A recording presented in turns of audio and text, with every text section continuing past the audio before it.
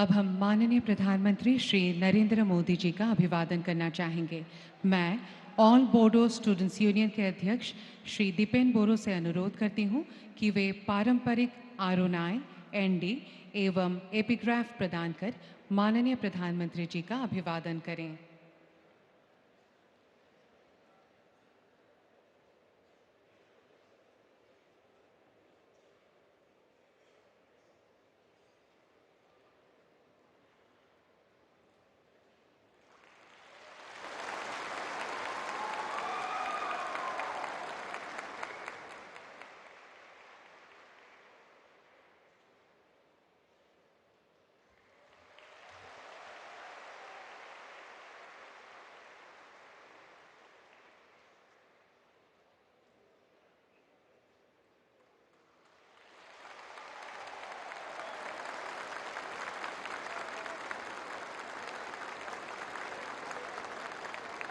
धन्यवाद।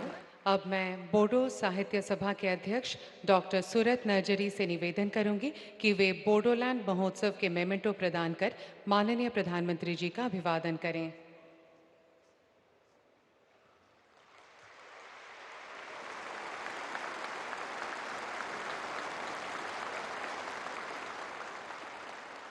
धन्यवाद। अब मैं बोडोलैंड प्रादेशिक क्षेत्र के माननीय प्रमुख श्री प्रमोद बोरो से निवेदन करूंगी कि वे पारंपरिक बोडो वाद्य यंत्र शेरजा प्रदान कर माननीय प्रधानमंत्री जी को सम्मानित करें।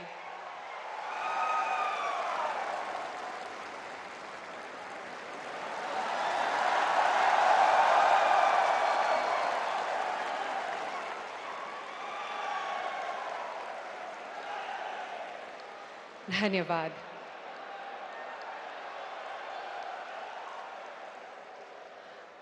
अब मैं ऑल बोडो स्टूडेंट्स यूनियन के अध्यक्ष श्री दीपेन बोरो से स्वागत भाषण प्रस्तुत करने के लिए अनुरोध करूंगी।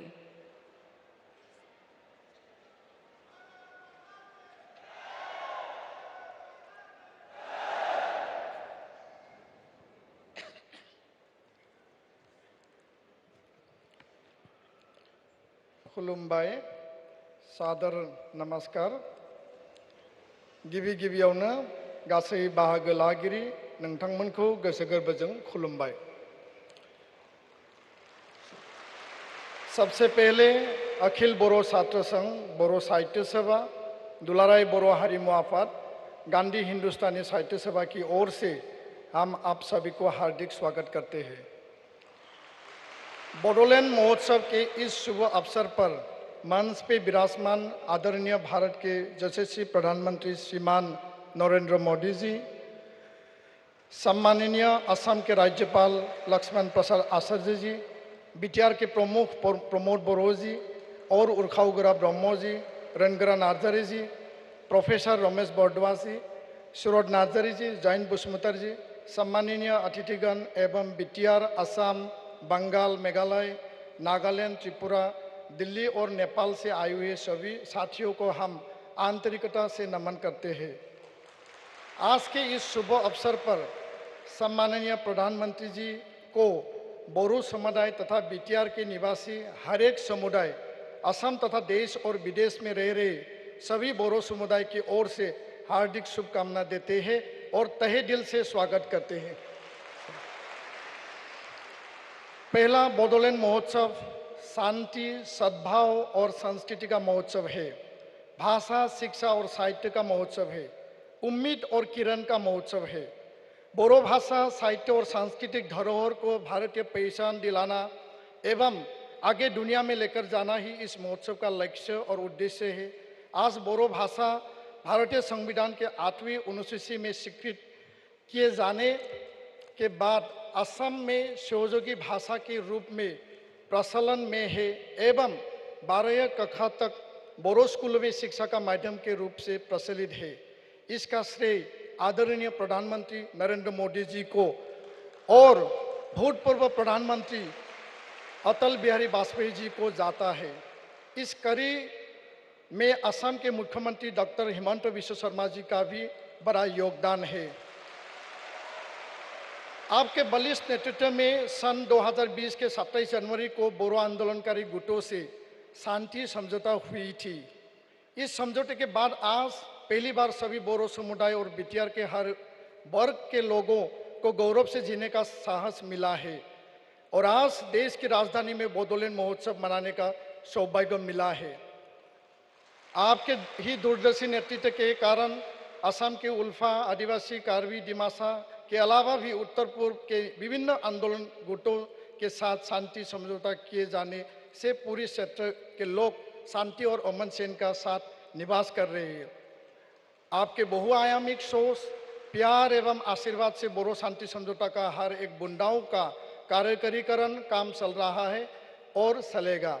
आज हम लोग अहिंसा, शांति और विकास के पथ पर अग्रसर हैं। बोडोलैंड का विकास और प्रगति के लिए आपका आशीर्वाद और साथ हम उम्मीद हमेशा रखते हैं सर। बोरो जाति के पिता बोडोफा उपेंद्रनाथ ब्रह्मो ने बोरो जाति को सक्षम बनाने का जो सपना देखे थे उसको वास्तविक करना हमारा दायित्व और कर्तव्य भी बनता है और यह महोत्सव इसी की एक कड़ी है। इसी अवसर पर बोरो भाषा, साहित्य एवं संस्कृति के लिए काम करने वाले सभी दिवंगत पुरोधा व्यक्तियों को मैं श्रद्धांजलि देता हूँ। आज के इस सुंदर कार्यक्रम में आपकी उपस्थिति ही हमारे लिए एक आशीर्वाद और वरदान है और इसके लिए आदरणीय प्रधानमंत्री जी को दिल से बधाई देते हैं। बीटीआर सेक्टर और असम को हमेशा आगे ले जाने का मार्गदर्शन और आशीर्वाद को आपसे हमेशा उम्मीद रखते हैं। दुनिया के सभी बोरो समुदाय और आने वाले नए पीढ़ी के लोग आपके ये एहसान हमेशा के लिए याद रखेंगे सर। आज आपके मौजूदगी से बोडोलैंड महोत्सव का उद्देश्य कामयाब हुआ है और इसका श्री गणेश भी हो गया है। भारत के 140 करोड़ निवासी तथा देश और विदेश के बोरो समुदाय हमेशा शांति और सम्मान, आत्ममर्यादा के साथ जीना चाहते हैं और हमेशा देश की गरिमा एवं एकता और अखंडता की रक्षा के लिए काम करने के लिए प्रतिबद्ध है। आदरणीय प्रधानमंत्री जी, 2020 के 7 फरवरी में कोकराझार में आपके सम्मान के लिए ऐतिहासिक रूप से बीटीआर एवं अन्य सेक्टर के 9 लाख से अधिक लोग एकत्रित हुए थे और आज फिर से बीटीआर और अन्य जगहों के 5000 से अधिक लोग आपके सम्मान में 2 विशेष ट्रेनों से देश की राजधानी में मौजूद है सर। ये बात आने वाले समय में स्वर्ण अक्षरों से लिखा जाएगा। बहुत बहुत धन्यवाद। गजनथं खुलुमबाई। प्रधानमंत्री जी जिंदाबाद। जय बोरो हारिनि जय, भारत माता की जय। खुलुमबाई, नमस्कार। धन्यवाद महोदय। अब मैं बोडोलैंड प्रादेशिक क्षेत्र के माननीय प्रमुख श्री प्रमोद बोरो जी से अपना वक्तव्य रखने के लिए निवेदन करती हूँ।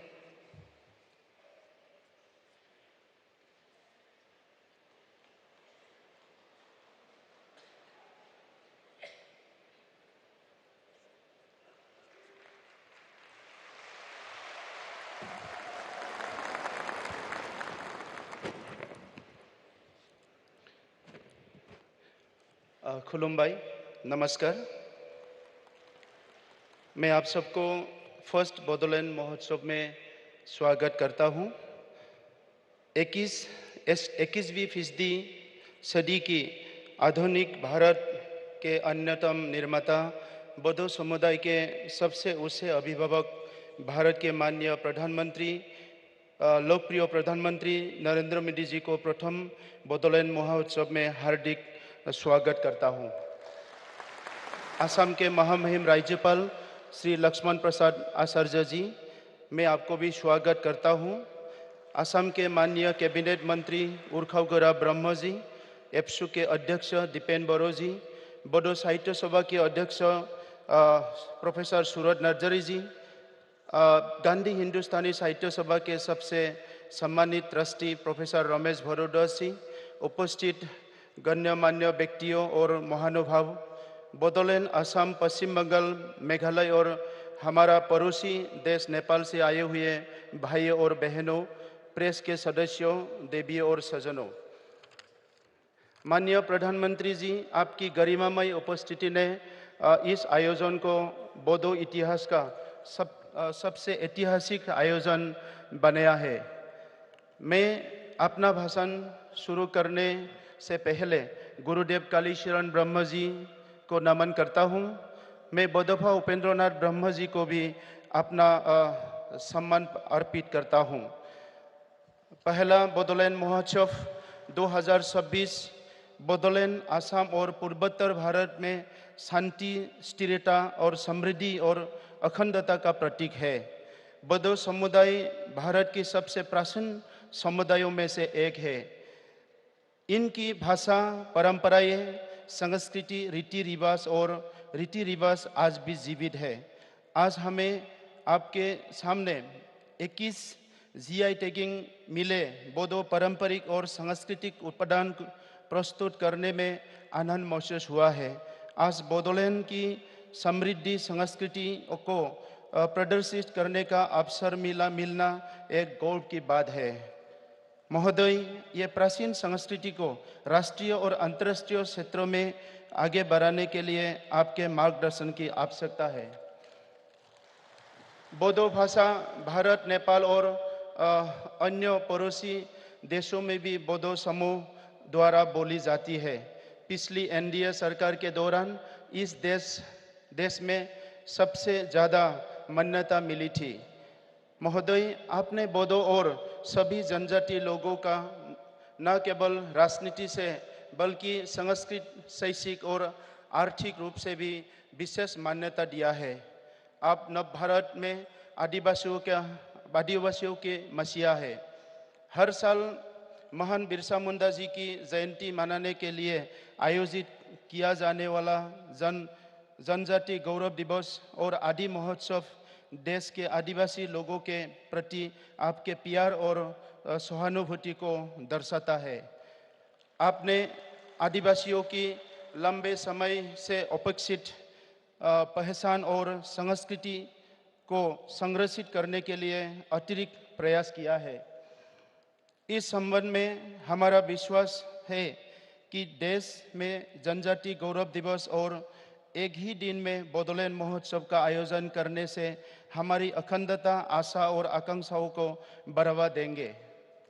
महोदय, आदिवासी, दलित और अन्य पिछड़े लोग जो पिछले समय में अपने अधिकारों और न्याय को प्राप्त करने में राष्ट्रीय नेतृत्व में अपनी आशा खो चुके थे, उन सभी वर्गों के लोगों ने आपके सबसे समर्पित और दयालु नेतृत्व में पुनर्जीवित हो गया है।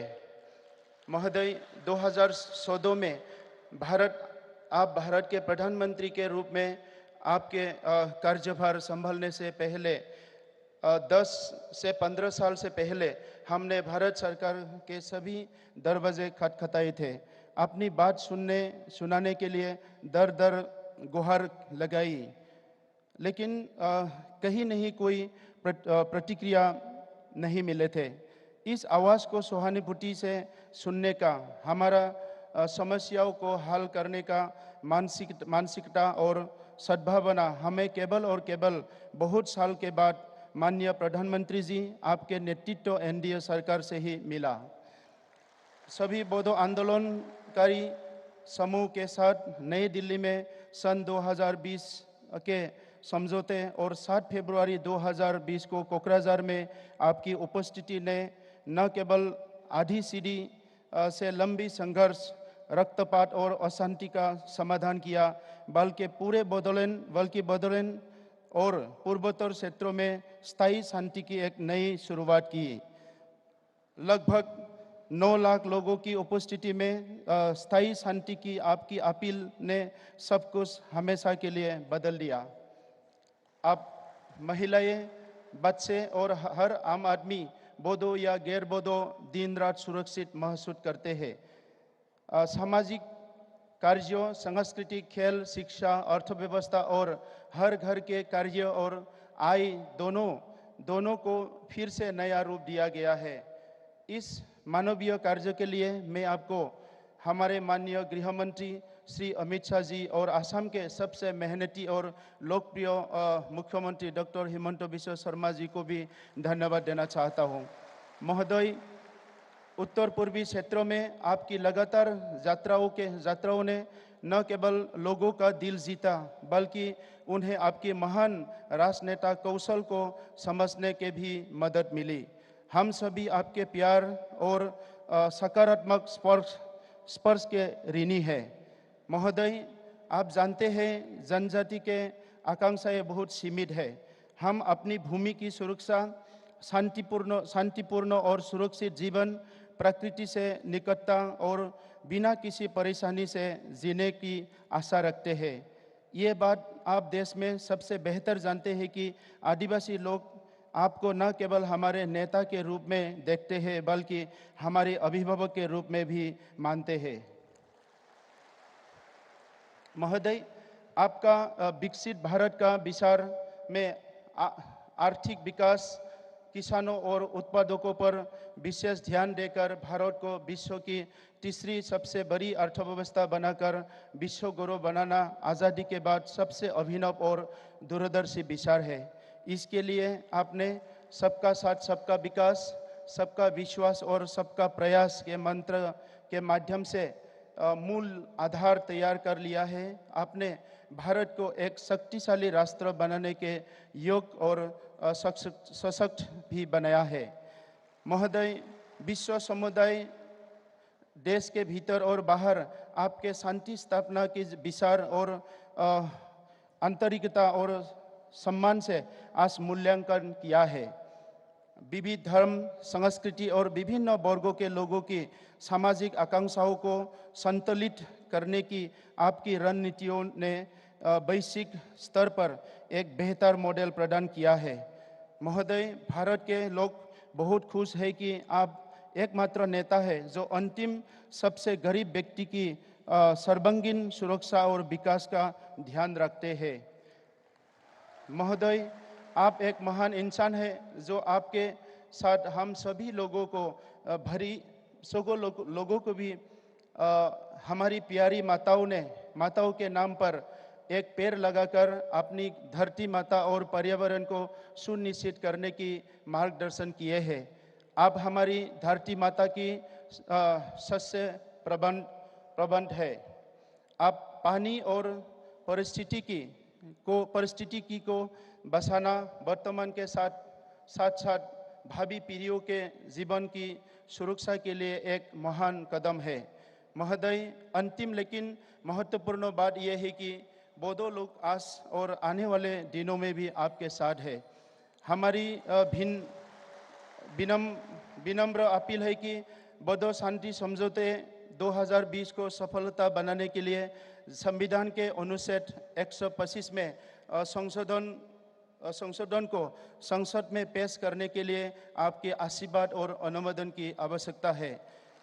इससे न केवल बोडोलैंड बल्कि देश के सभी 10-60 अनुसूचित क्षेत्रों मजबूत होंगे। शांति प्रक्रिया पर हस्ताक्षर करने वाले कुछ हमारे भाइयों अभी भी जेल में हैं।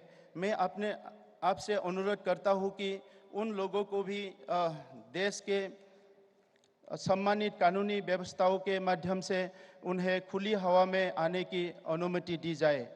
मैं एक बार फिर माननीय प्रधानमंत्री जी के प्रति अपना आभार व्यक्त करते हुए उनके अच्छे स्वास्थ्य, खुशी और सफलता की प्रार्थना करता हूँ। उपस्थित सभी महानुभाव और आयोजक मंडल तथा दूर दूर से आए हुए जनता और मीडिया के दोस्तों को धन्यवाद देकर मेरे वाणी को विराम देता हूँ। जय बोरो हरिनी जय, जय बोडोलैंड, भारत माता की जय। धन्यवाद। धन्यवाद महोदय। अब मैं असम के माननीय राज्यपाल श्री लक्ष्मण प्रसाद आचार्य जी से इस भव्य सभा को संबोधित करने के लिए अनुरोध करती हूँ।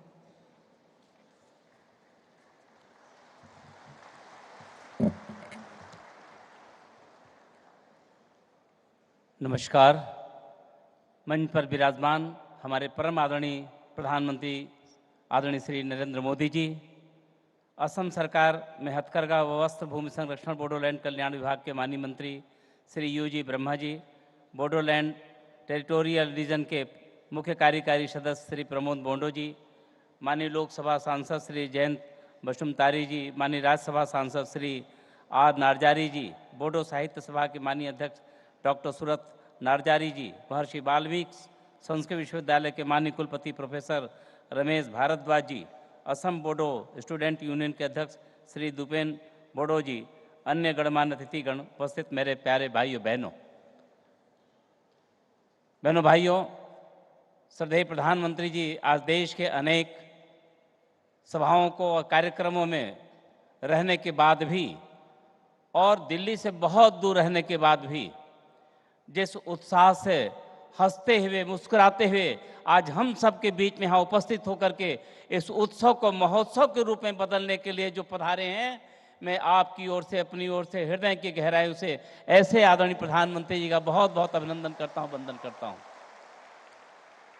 मैं भगवान बिरसा मुंडा के पावन जयंती 150वीं जयंती पर भी सभी को बधाई और जनजाति दिवस को एक गौरव दिवस पे, जनजाति गौरव दिवस के रूप में भी मनाने के लिए श्रद्धेय प्रधानमंत्री जी का बहुत बहुत अभिनंदन करता हूँ।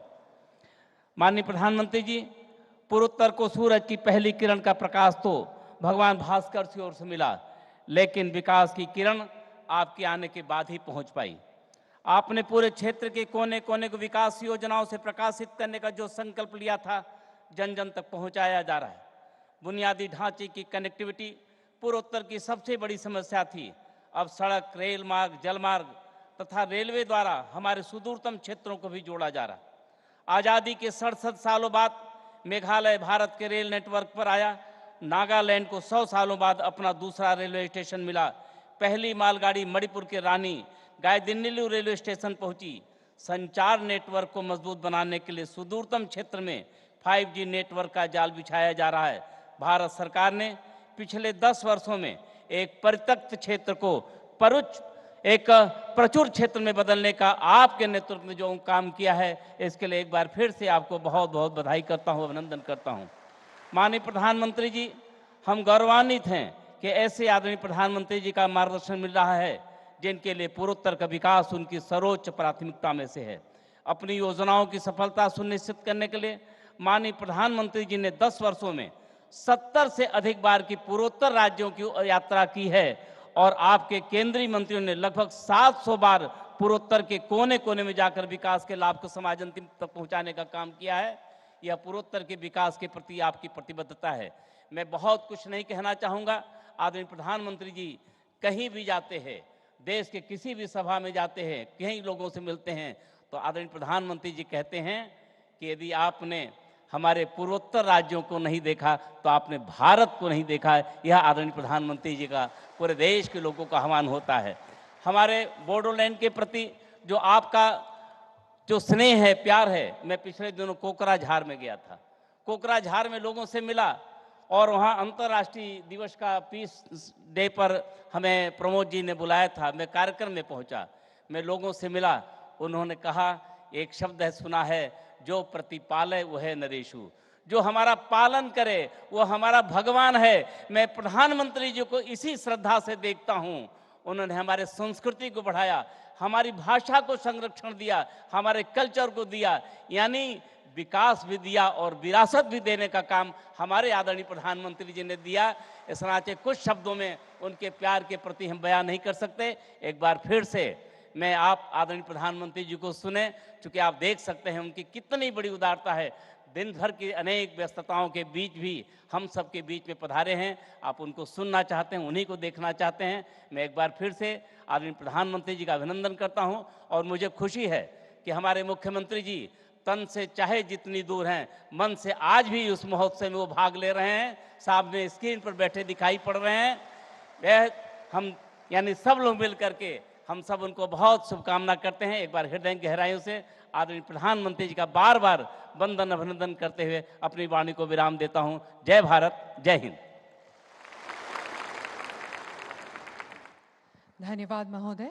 अब मैं माननीय प्रधानमंत्री श्री नरेंद्र मोदी जी से विनम्र अनुरोध करूंगी कि वे कृपया अपना बहुमूल्य भाषण प्रदान करें एवं इस भव्य बोडो महोत्सव का शुभारंभ घोषित कर हमें कृतार्थ करें।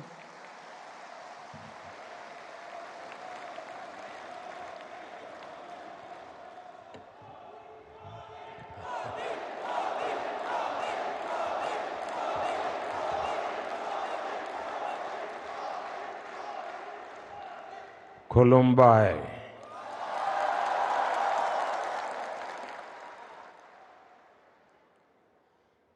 असम के गवर्नर श्रीमान लक्ष्मण प्रसाद आचार्य जी टेक्नोलॉजी के माध्यम से हमारे साथ जुड़े मुख्यमंत्री हिमंता बिस्वा शर्मा जी, मंच पर उपस्थित अन्य सभी महानुभाव, भाइयों और बहनों, आज कार्तिक पूर्णिमा का पावन अवसर है। आज देव दीपावली मनाई जा रही है। मैं देश भर के लोगों को इस पर्व की शुभकामनाएं देता हूं। आज गुरु नानक देव जी का 555वां प्रकाश पर्व भी है। मैं पूरे देश को, विशेष रूप से विश्व भर में फैले हुए सिख भाई बहनों को इस अवसर पर बधाई देता हूं। आज पूरा देश जनजातीय गौरव दिवस भी मना रहा है। आज ही सुबह में बिहार में जमुई में भगवान बिरसा मुंडा की 150वीं जयंती के कार्यक्रम में शामिल हुआ और अब शाम को यहां पहले बोडो महोत्सव का शुभारंभ हो रहा है। फर्स्ट बोडोलैंड फेस्टिवल में असम समेत देश के अलग अलग राज्यों से बोडो समुदाय के लोग आए हैं। शांति के, संस्कृति के, समृद्धि के नए भविष्य का उत्सव मनाने के लिए जुटे सभी बोडो साथियों का मैं यहां अभिनंदन करता हूं।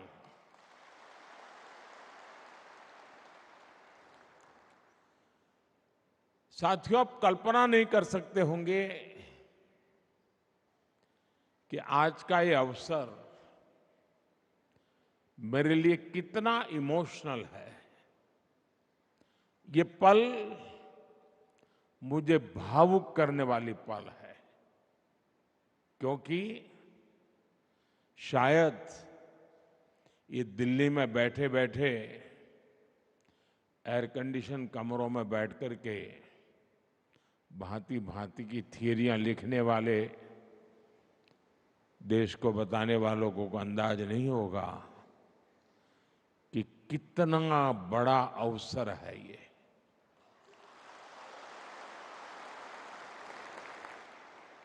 पचास साल का रक्तपात,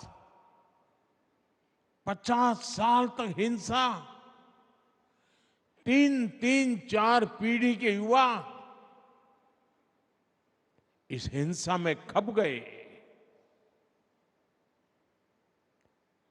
कितने दशकों बाद बोडो आज फेस्टिवल मना रहा है।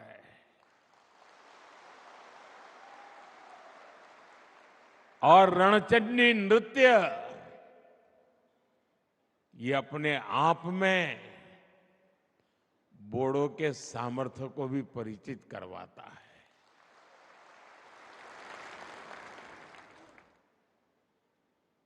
और मुझे नहीं पता कि दिल्ली में बैठे हुए लोगों को इन चीजों का महात्म्य समझ आता होगा, और ये ऐसे ही नहीं हुआ है। बड़े धैर्य के साथ एक एक गांठ को उकेलते उकेलते उसको ठीक करते करते करते आज आप सबने एक नया इतिहास रच दिया है।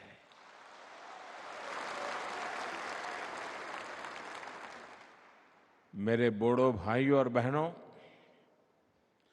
साल 2020 में बोडो पीस एकॉर्ड, बोडो शांति समझौते के बाद मुझे कोकराझार आने का अवसर मिला था। वहां आपने मुझे जो अपनापन दिया, जो स्नेह मिला, ऐसा लग रहा था कि आप मुझे अपना ही एक मानते हैं, अपनों में से एक मानते हैं।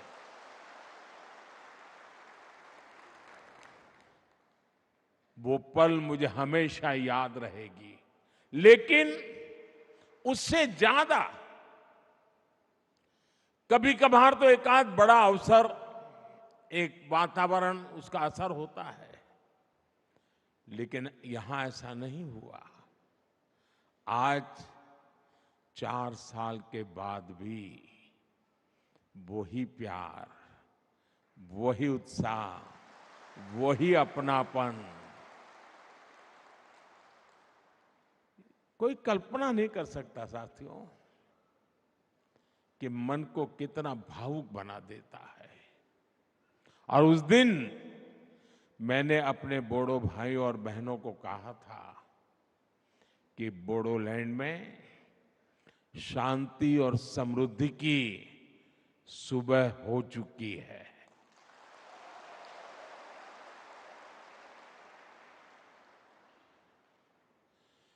और साथियों, वो मेरे सिर्फ शब्द नहीं थे।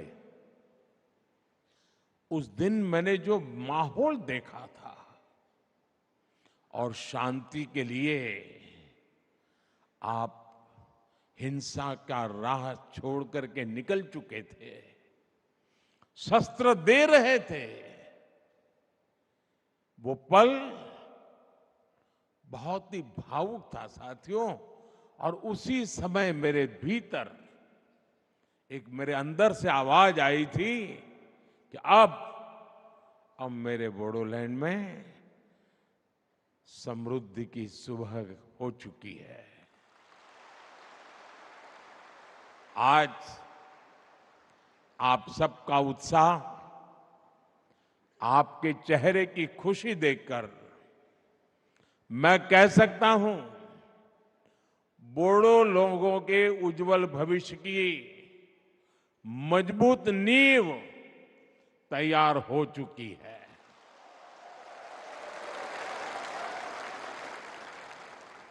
पिछले 4 वर्षों में बोडोलैंड में हुई प्रगति बहुत ही महत्वपूर्ण है। शांति समझौते के बाद बोडोलैंड ने विकास की नई लहर देखी है।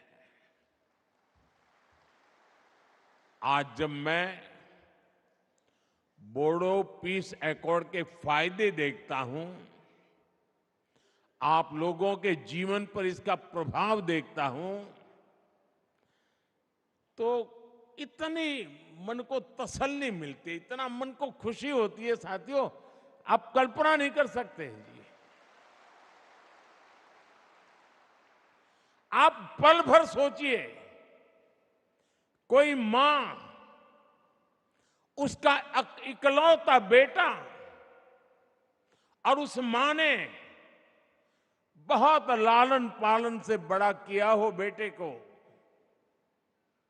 और बेटा अन्य साथियों से मिलकर के, हाथ में हथियार लेकर के, मां को छोड़ करके जंगलों में भटकता हो, उसने जो राह चुनी है, उसको पाने के लिए किसी की भी हत्या करने पर तुला हुआ हो, मां बेबस होकर के निराशा में दिन काट रही हो, और एक दिन पता चले कि मां, तेरा बेटा उन शस्त्रों को छोड़ करके अब तेरे पास वापिस आया है। आप कल्पना कीजिए उस दिन उस मां को कितना आनंद होगा। आज